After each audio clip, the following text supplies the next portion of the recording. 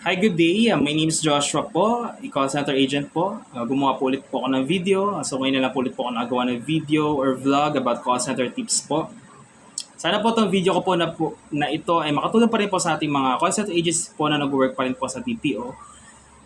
Meron po ako dito hinihandang categories na pwede natin magamit if mag-response tayo sa ating mga customer.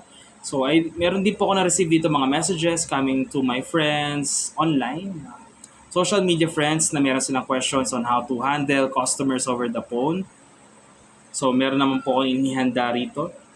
So, uh, meron po ako dito mga basic na response na magagamit natin in order for us to help our customers. Okay? So, I have here first message coming to one of my friend in social media. I canceled my hotel reservation. Why am I receiving some confirmation ticket on my email? Okay, so hindi nga naman maganda naman na hindi nga naman maganda na nakareceive nga naman, hindi naman nagpabook si customer about it, coming from the customer.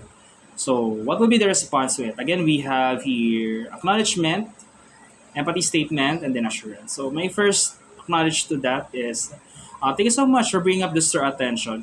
And then my empathy statement. I know this message is really alarming. Sorry to hear that you're receiving a confirmation ticket. And then my assurance to that message is that nothing to worry, ma'am.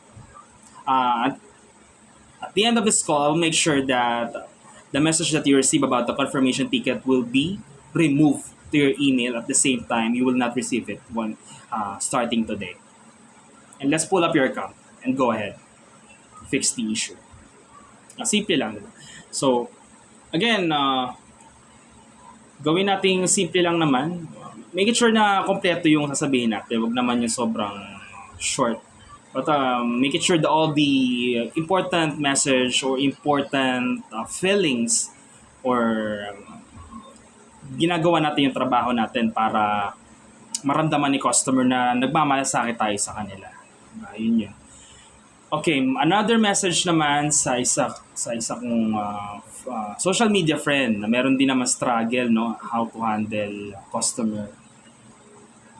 So I was being charged for overstaying in a hotel. But I only follow what is on my request. So nakakalungkot nga naman. Being charged, 'di ba, na wala ka namang ginagawang mali pero may charge other fees na kailangan bayaran. So ano ba yung response na pwede natin magamit in order to help naman si customer na ma-feel niya na nagmamalasakit tayo sa kanila? So first again, don't forget the acknowledgement, empathy statement, and then assurance na pwede nating i-response sa ating customer. So first, acknowledgement.